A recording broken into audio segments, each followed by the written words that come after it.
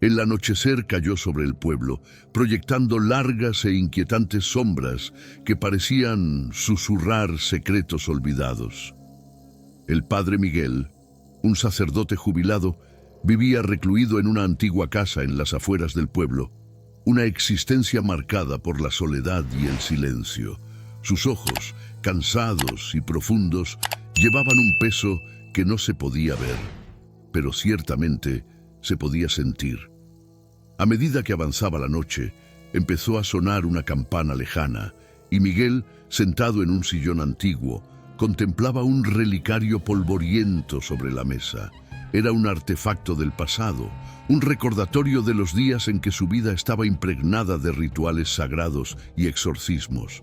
Pero ahora, el relicario parecía más un ancla para sus pesadillas que una fuente de consuelo. Sonó el teléfono, interrumpiendo el silencio con un sonido agudo e inesperado. Miguel vaciló antes de responder. La voz al otro lado de la línea era tensa, casi desesperada. «Padre Miguel, te necesitamos. Algo anda mal con el pueblo». La voz temblaba de miedo, pero Miguel ya estaba familiarizado con este tipo de miedo. Sabía que no era solo una llamada de socorro. Algo estaba surgiendo de las sombras, algo que había visto antes y que preferiría haber dejado atrás. El teléfono se apagó y Miguel se levantó con un peso sobre el pecho. El pueblo que había tratado de olvidar ahora lo estaba llamando a regresar. Pero lo que encontraría allí podría ser más que una simple emergencia. Podría ser una manifestación de sus miedos más profundos, una prueba de que los demonios que creía haber enterrado estaban listos para resurgir.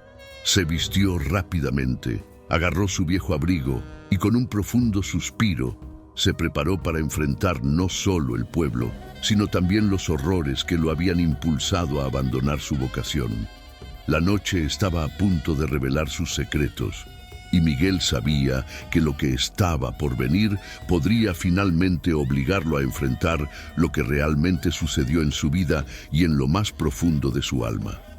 El sol se estaba poniendo cuando el padre Michael llegó a la oficina del Vaticano en Roma, un imponente edificio que parecía esconder más secretos de los que el propio clero podía comprender. La reunión estaba prevista con un cardenal de alto rango, un hombre que, durante muchos años, había sido su superior y mentor. Miguel entró, sus esperanzas casi invisibles, dado el peso de la noticia que llevaba. El cardenal, con expresión severa y una mirada que parecía traspasar a Miguel, lo esperaba en una habitación austera, adornada solo con tapices antiguos y estatuas de santos. «Padre Miguel», comenzó el cardenal, «¿qué tiene que decir sobre los recientes incidentes en su parroquia?» La voz era fría e implacable. Miguel vaciló, sintiendo el peso de sus palabras. «No es solo la parroquia, su eminencia. Los acontecimientos son extraordinarios. He sido testigo de fenómenos que desafían la explicación racional. Solicité permiso para realizar exorcismos, pero me lo negaron». El cardenal se levantó y caminó lentamente hacia una ventana que daba al patio interior. «Somos conscientes de sus preocupaciones, padre. Sin embargo, los exorcismos son una práctica que debe realizarse con extrema precaución. La Iglesia no puede permitir que ningún sacerdote realice estos rituales sin una verificación estricta. Deben comprender que la Iglesia tiene una responsabilidad con la verdad y el orden». Miguel sintió una frustración creciente.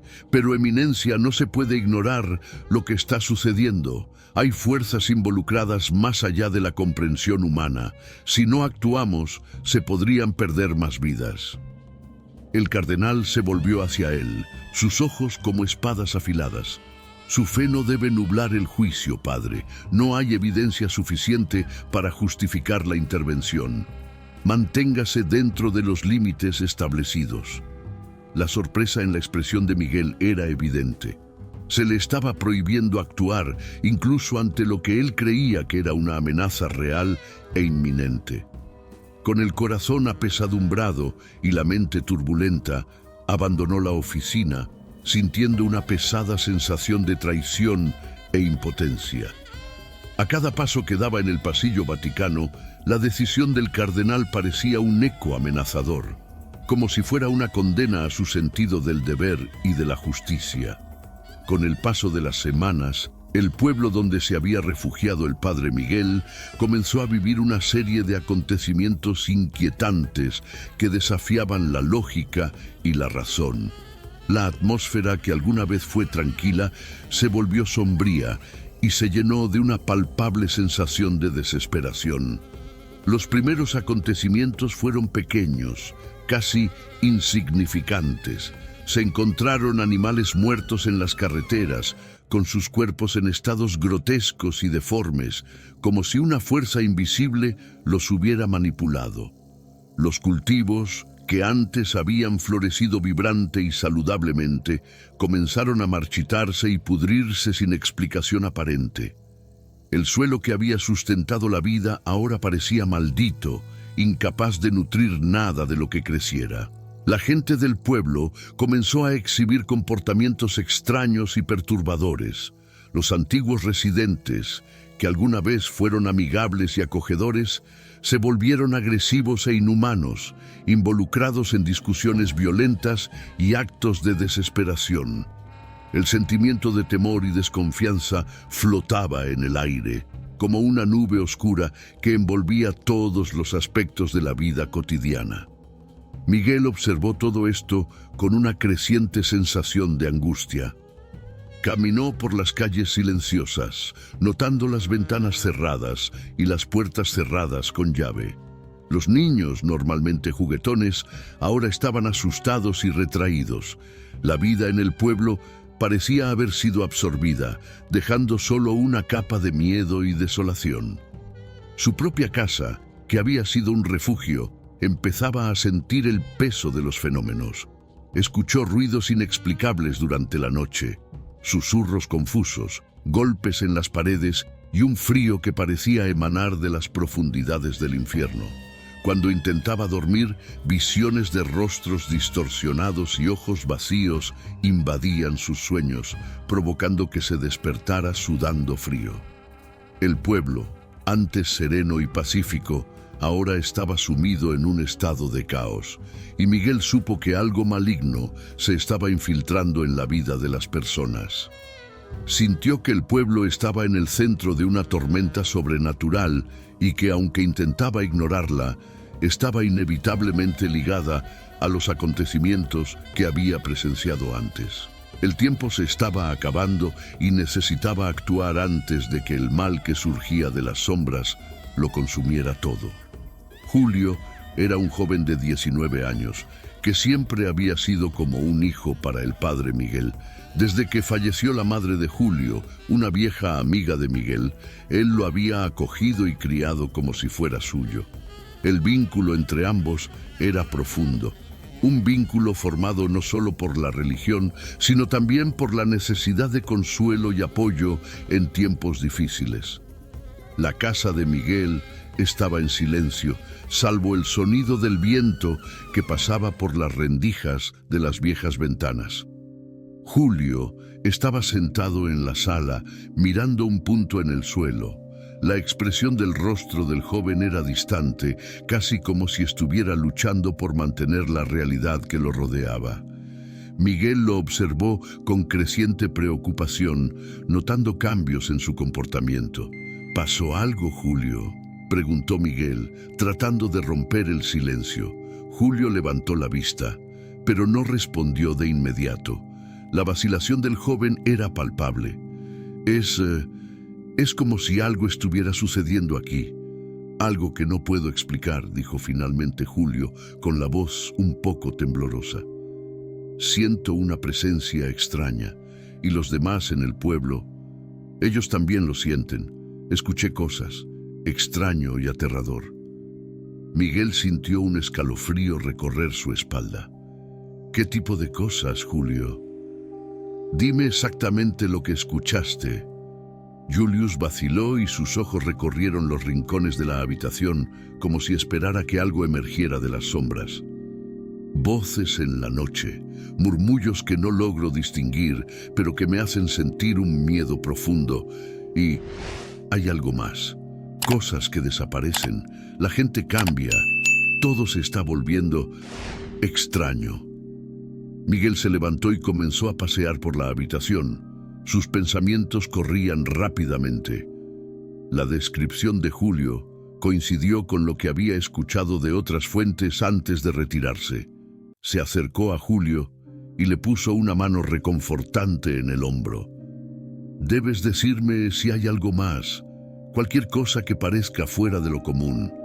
Necesitamos entender lo que está sucediendo».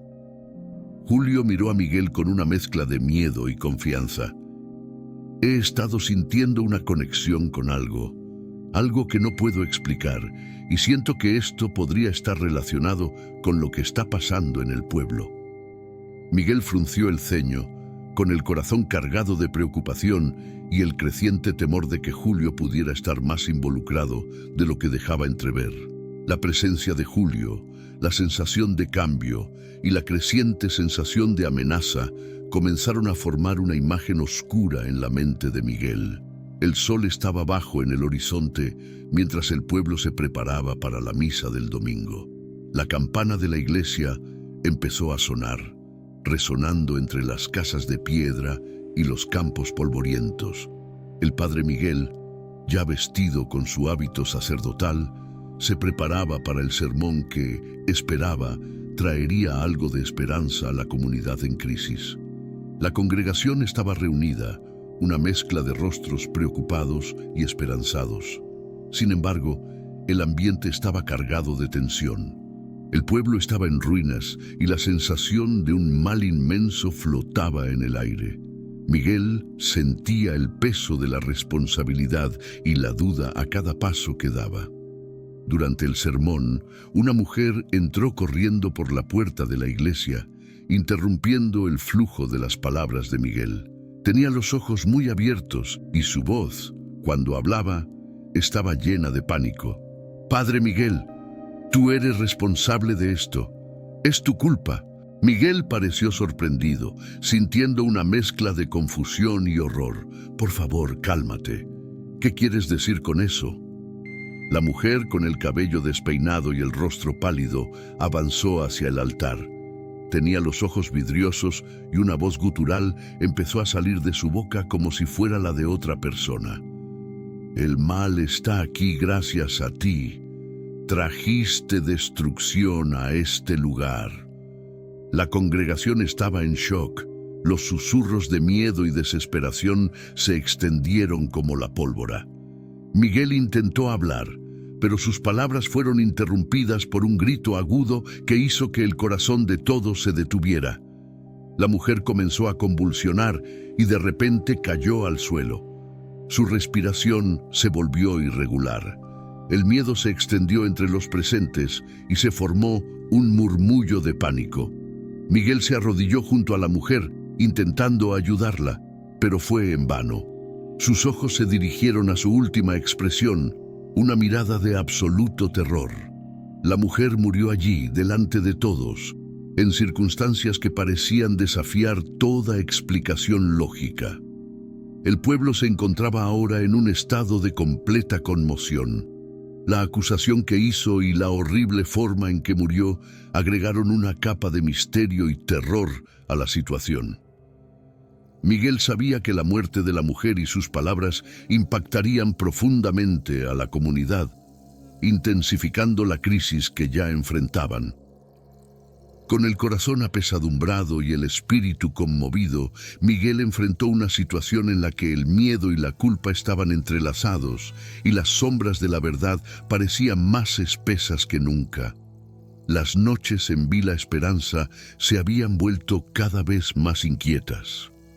Una atmósfera de desesperación se cernía sobre la pequeña comunidad y los residentes no podían ignorar la creciente sensación de que algo malo estaba obrando.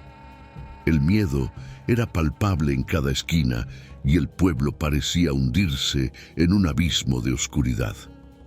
Miguel estaba de regreso en su pequeña casa, donde intentaba mantener una apariencia de normalidad.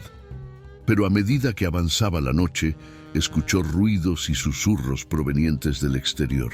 Miró por la ventana y vio cruces de madera en jardines quemados, con sus formas distorsionadas y carbonizadas.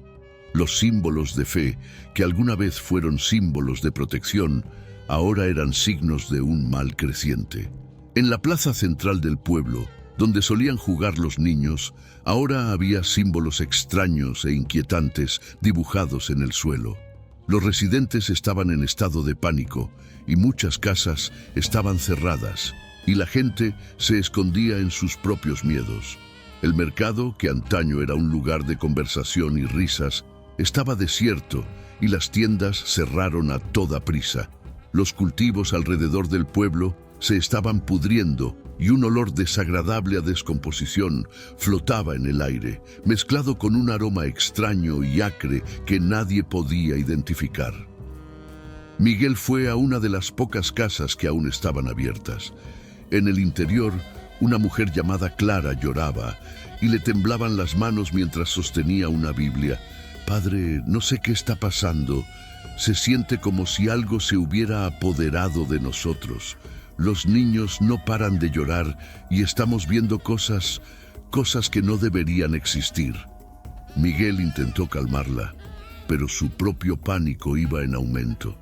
El mal parecía haber tomado una forma concreta y la intensidad de los acontecimientos no hizo más que aumentar. Pasó la noche investigando las zonas afectadas, tratando de comprender el alcance de la presencia del mal. Cada paso que daba hacia el pueblo parecía revelar más del verdadero rostro del terror que se extendía como una oscura mancha de tinta.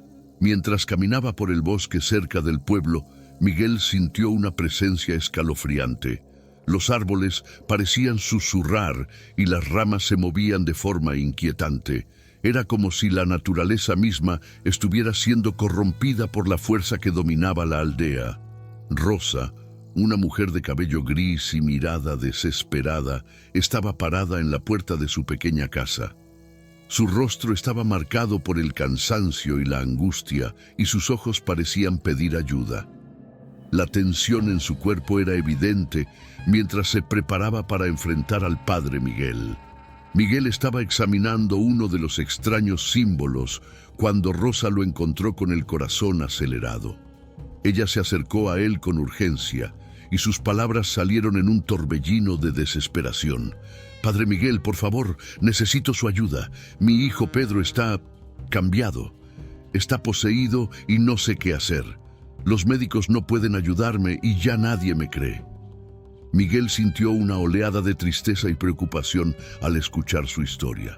«Rosa, entiendo lo difícil que debe ser esto para ti, pero sabes que sin el permiso del Vaticano no puedo realizar un exorcismo. Necesitamos pruebas concretas para justificar este tipo de acción». Rosa lo interrumpió, su tono lleno de una mezcla de ira y desesperación. «No me importan los permisos ni las reglas. Mi hijo está sufriendo y veo en sus ojos algo que no es suyo. No puedo esperar más. Sé que tienes conocimientos sobre estas cosas. Por favor, ayúdame. Estoy desesperada». El llamamiento de Rosa impactó profundamente a Miguel. Sabía que si no actuaba, podría ser demasiado tarde para Pedro y el pueblo. El miedo y la angustia de Rosa eran palpables, y Miguel sabía que la decisión que tomara podría tener consecuencias irreversibles. A pesar de sus propias dudas y de la prohibición del Vaticano, la situación parecía exigir una acción inmediata.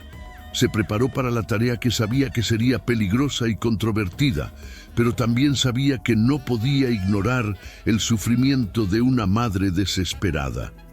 La noche estaba a punto de volverse aún más oscura y Miguel estaba a punto de cruzar una línea que podría definir el destino del pueblo y su propia fe. La noche era particularmente fría y silenciosa cuando Rosa, una madre desesperada, llamó a la puerta del padre Miguel. Tenía los ojos enrojecidos e hinchados por el llanto y le temblaban las manos mientras sostenía una pequeña Biblia. Era evidente que estaba entrando en pánico y Miguel podía sentir la profundidad de su desesperación. «Padre Miguel, por favor, necesita ayudarme», suplicó Rosa, su voz con una mezcla de desesperación y desesperanza. «Mi hijo Daniel está cambiando. Ya no es él. Algo se apoderó de él. He oído rumores de que puedes ayudar, incluso sin el permiso de la iglesia. Sé que puedes». Miguel, sorprendido por el pedido, condujo a Rosa a la sala. «Cálmate, Rosa. Intentemos entender lo que está pasando. Cuéntame más sobre Daniel». Rosa se sentó en el borde del sofá. Las lágrimas corrían por su rostro mientras intentaba hablar. Era un niño dulce y obediente, pero hace semanas empezó a actuar de forma extraña. Tiene pesadillas, habla solo en un idioma que no conozco, y ahora ya no es mi hijo. Tiene una fuerza que no puedo explicar, y sus ojos son diferentes. Miguel sintió un escalofrío recorrer su espalda al escuchar la descripción. Sabía que no se trataba de un simple problema psicológico. Era algo mucho más profundo y más inquietante. «¿Dónde está Daniel ahora?» «Está en la habitación», respondió Rosa, su voz apenas audible. «No puedo ir allí. Tengo miedo de lo que pueda pasar. Por favor, haz algo». Miguel se dirigió a la habitación de Daniel. El ambiente de la casa pesaba sobre sus hombros como una carga invisible. Cuando abrió la puerta del dormitorio, se encontró con una escena inquietante. El niño, con sus ojos oscuros y vacíos, yacía en la cama, con sus extremidades estiradas de forma antinatural. Murmuró en un idioma desconocido. Su voz era un susurro distorsionado y siniestro. Miguel se acercó cautelosamente, intentando valorar la situación. Sintió una presencia siniestra en el aire, una fuerza que parecía estar absorbiendo la luz de la habitación. El ambiente estaba cargado de una sensación de maldad, y Miguel sabía que lo que tenía delante era algo que trascendía cualquier explicación racional. Con expresión de determinación, Miguel se preparó para lo que sería un exorcismo improvisado, consciente de que estaba desafiando directamente las órdenes del Vaticano. Oró en voz baja. Sus palabras de fe lucharon contra la oscuridad que parecía envolver la habitación. La habitación quedó sumida en una penumbra casi palpable cuando Miguel comenzó a recitar las oraciones del exorcismo.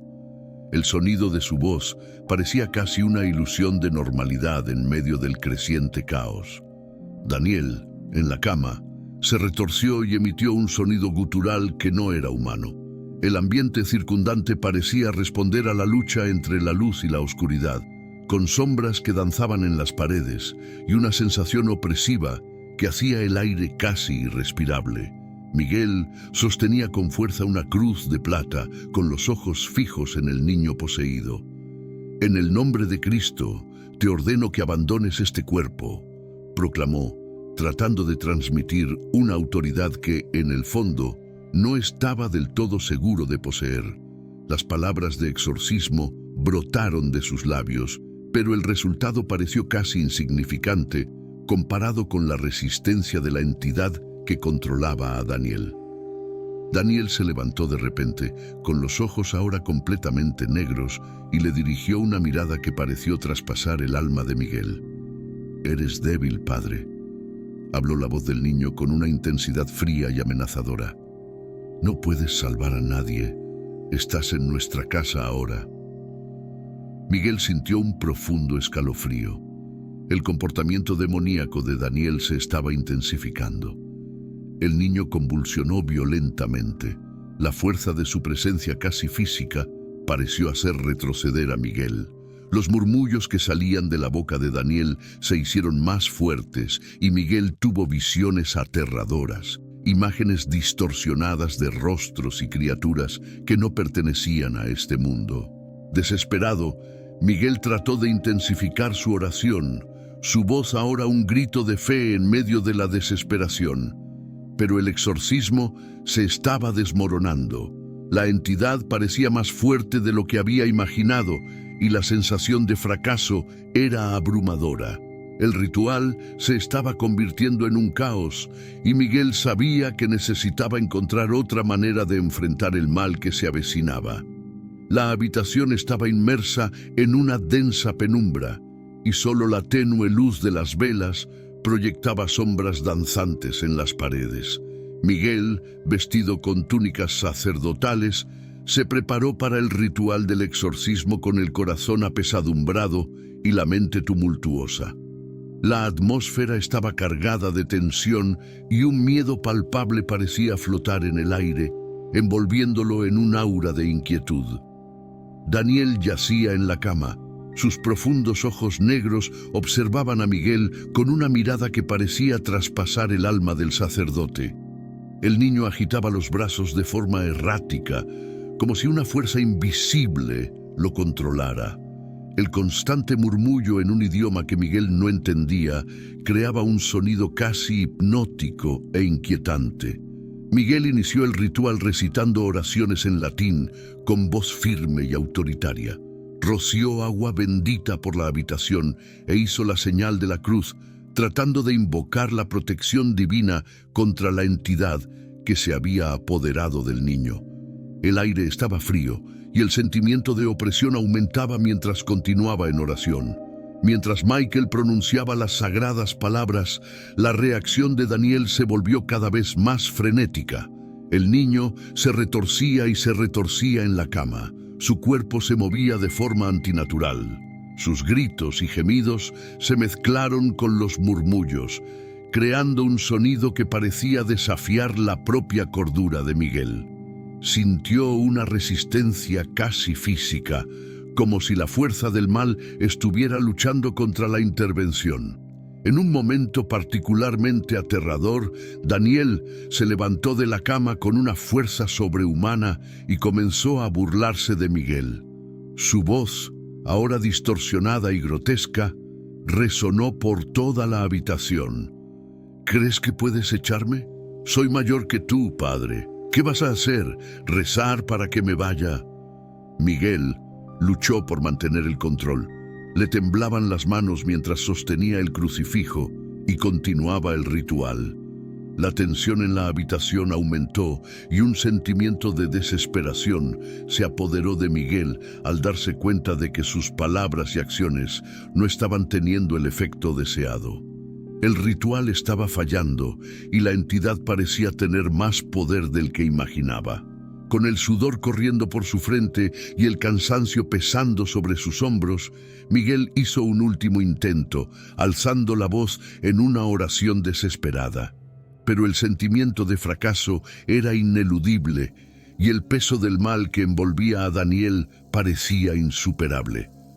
Luego del ritual fallido, Miguel quedó agotado, tanto física como emocionalmente. Salió de la habitación de Daniel con la mente llena de pensamientos tumultuosos y un abrumador sentimiento de derrota. La oscuridad de la aldea parecía haberse infiltrado en su alma, y el peso del fracaso del exorcismo era aplastante. Caminó por la casa con las piernas pesadas y la mente cargada de dudas y preguntas. El silencio que alguna vez había sido tranquilizador ahora parecía opresivo, y cada paso parecía hacer eco del sonido de su propia crisis interna. Miguel estaba sentado en el sillón de su sala, con los ojos fijos en un crucifijo que colgaba de la pared. El símbolo de su fe, que una vez le había brindado consuelo, ahora parecía un cruel recordatorio de su impotencia. Al mirar el crucifijo, Miguel sintió una oleada de duda que lo sacudió profundamente. Había dedicado su vida a servir a la Iglesia, creyendo que su fe y sus prácticas podían enfrentar el mal. Pero el fracaso ante una entidad tan poderosa y aterradora le hizo cuestionarse si todo lo que había creído era correcto. Las palabras de la entidad, burlándose de su intento de exorcismo, resonaron en su mente. ¿Qué vas a hacer? ¿Rezar para que me vaya? Esas palabras se convirtieron en un grito desgarrador de duda y desesperación. Miguel se preguntó si la fe y las prácticas que había seguido no eran suficientes, si la Iglesia no había logrado prepararlo para enfrentar el verdadero mal. Sintiéndose perdido y abandonado, Miguel se levantó y comenzó a caminar por la casa, tratando de quitarse el peso de su crisis de fe. Cada rincón parecía recordarle sus defectos y las palabras de la entidad. La oscuridad del pueblo se había reflejado en su propia alma y estaba a punto de perder no solo la batalla contra el mal, sino también la creencia misma que sustentaba su vida. Sabía que necesitaba tomar una decisión, encontrar un nuevo camino o perderse por completo en la oscuridad que ahora parecía consumir todo a su alrededor. Después del fracaso del exorcismo, el padre Miguel se encontró a la sombra de su propia crisis de fe. El amanecer se prolongaba y el frío penetrante de la noche parecía reflejar el vacío y la desolación de su corazón. Sentado en la pequeña mesa de su casa, Miguel miró el crucifijo que tenía en la mano con un sentimiento de duda y desesperación que nunca antes había experimentado. El ritual que debía ser un acto de purificación y esperanza se convirtió en una pesadilla incontrolable. El comportamiento de Daniel, las palabras demoníacas que se burlaban de su fe y la impotencia que sentía ante la entidad maligna dejaron a Miguel con un profundo sentimiento de fracaso y frustración. Había depositado toda su confianza en las tradiciones y enseñanzas de la Iglesia, pero ahora se encontraba enfrentado a una fuerza que parecía ignorar cualquier intento de control. Miguel caminaba por la casa con pasos pesados e inseguros. Se detuvo frente a una estantería donde guardaba libros antiguos de teología y exorcismos. Sus ojos recorrieron las cubiertas desgastadas y se preguntó si las respuestas que buscaba estaban allí, escondidas entre las páginas polvorientas. Sin embargo, lo invadió una creciente sensación de desilusión. Las palabras que alguna vez fueron certezas ahora parecían ecos vacíos. En un momento de vulnerabilidad, Miguel se arrodilló y oró, no con la certeza y la fuerza que solía tener, sino con una humildad que reflejaba su crisis interior. «Señor», suplicó, con voz baja y temblorosa, «¿dónde está tu ayuda? Estoy perdido y no sé cómo enfrentar el mal que nos aqueja. Por favor, dame dirección, muéstrame el camino». La duda se apoderó de cada pensamiento. Sintió que su propósito estaba en duda, que su fe estaba siendo puesta a prueba hasta sus límites. La Iglesia lo había abandonado y los rituales que él consideraba herramientas poderosas ahora parecían ineficaces. La sensación de estar solo frente a una fuerza cósmica e implacable lo consumía, y Miguel no sabía si podría continuar sin la certeza de su creencia. Esta crisis de fe no fue solo un dilema personal, era una lucha existencial que amenazaba con desmantelar todo lo que había conocido y en lo que creía.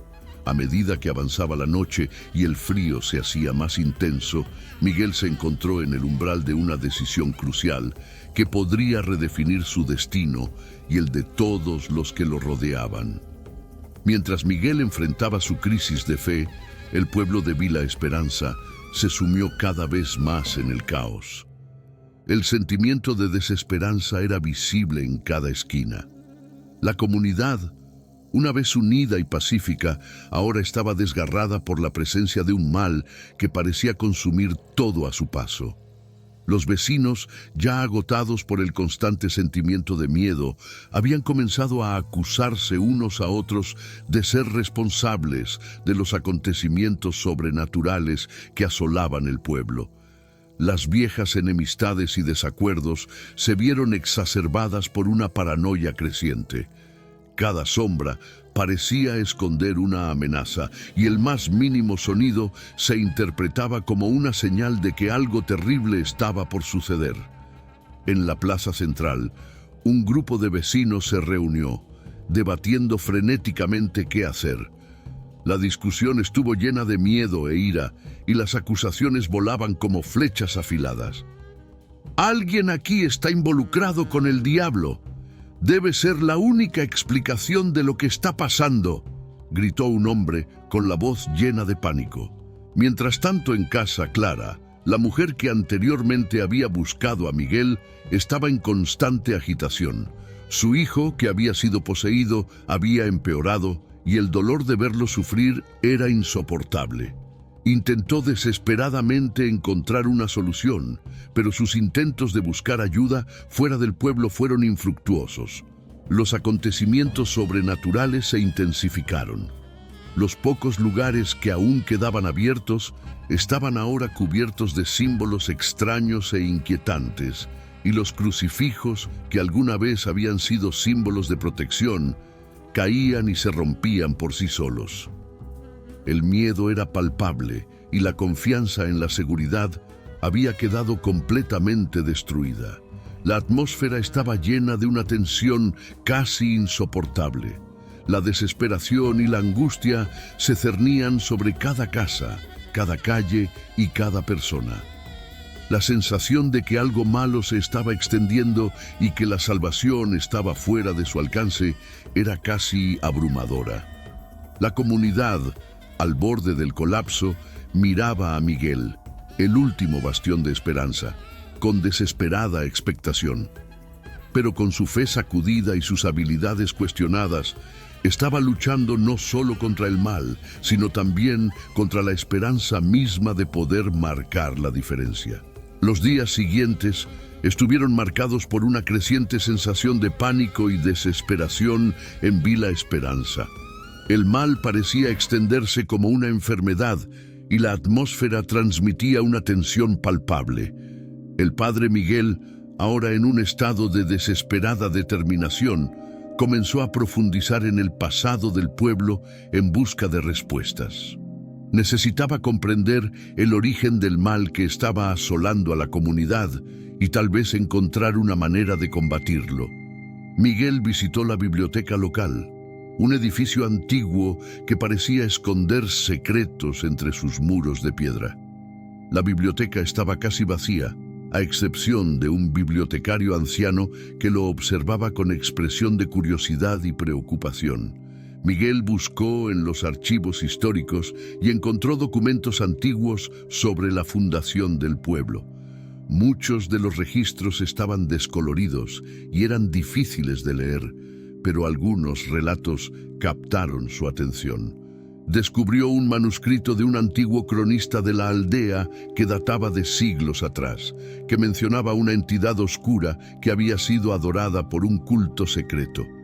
Los escritos hablaban de oscuros sacrificios y rituales realizados en un antiguo altar que había sido olvidado con el tiempo. El nombre del culto era Los Hijos de la Noche, y sus prácticas implicaban pactos con fuerzas demoníacas a cambio de poder e inmortalidad.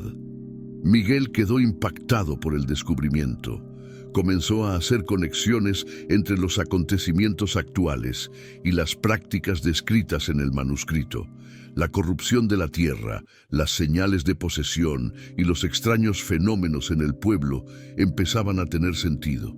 El mal que ahora atormentaba a Vila Esperanza podría tener sus raíces en prácticas antiguas y olvidadas que habían sido reactivadas. Con esta nueva comprensión, Miguel se dio cuenta de que para enfrentar el mal necesitaba no solo luchar contra el presente, sino también comprender y enfrentar el pasado. Comenzó a recopilar información sobre el culto, tratando de descubrir si había alguna forma de desmantelar la influencia que aún se cernía sobre la aldea. Los descubrimientos realizados por Miguel le llevaron a un inevitable enfrentamiento con las fuerzas que se habían apoderado del pueblo.